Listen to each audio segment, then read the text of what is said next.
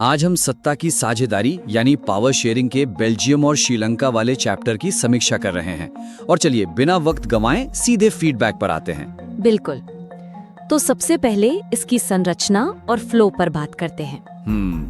देखिए, यहाँ मेरा मुख्य बिंदु यह है कि इस चैप्टर की शुरुआत में बेल्जियम और श्रीलंका की बेहतरीन कहानियां हैं, लेकिन सत्ता की साझेदारी के सैद्धांतिक रूपों तक का जो बदलाव है वो काफी अचानक है। हाँ, मतलब पाठक कहानी से सीधा थ्योरी पर आ गिरता है और मेन विषय से एकदम अलग थलग महसूस करने लगता है। वही तो। और यहाँ सबसे बड़ी कमजोरी ये है कि थ्योरी वाले हिस्से में, जैसे एक क्षैतिज और ऊर्ध्वाधर विभाजन समझाते समय, राइटर ने पिछली कहानियों का कोई इस्तेमाल ही नहीं किया है। एकदम सही कहा आपने।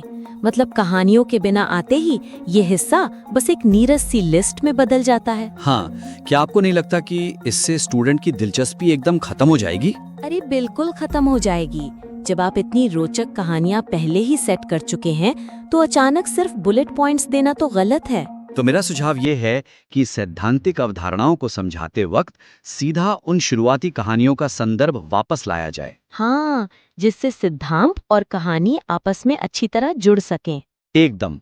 जैसे उदाहरण के लिए, जब आप विभिन्न सामाजिक समूहों के बीच सत्ता की साझेदारी समझा रहे हो, तो केवल बेल्जियम की सामुदायिक सरकार का नाम मत दीजिए, सही बात है। बल्कि उन्हें याद दिलाइए कि कैसे डच और फ्रेंच भाषी लोगों ने शांति के लिए इसका सफल इस्तेमाल किया था। हाँ, और इसे ठीक करने के कई तरीके हो सकते हैं। आप चाहें तो मार्जिन में कोई नोट दे दें, ये तो बस एक उदाहरण है। बिल्कुल। अब कहानियों के फ्लो की बात हो ही रही है, तो एक और बात पर आते हैं। लेबनान में खलील की